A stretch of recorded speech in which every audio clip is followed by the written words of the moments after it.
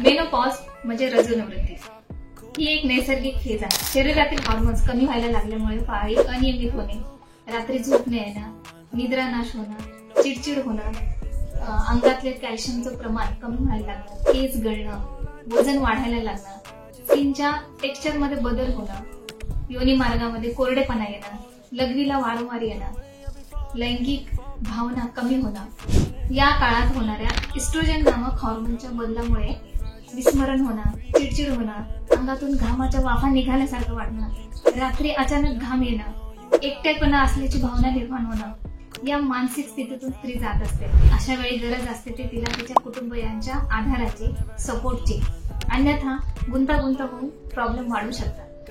गरज भासल्यास जवळच्या स्त्रीरोग तज्ञांना मार्गदर्शनासाठी भेटायला विसरू नका। Baby, say you love me 'cause that's all I need. Drop on the bed 'cause it's all on me.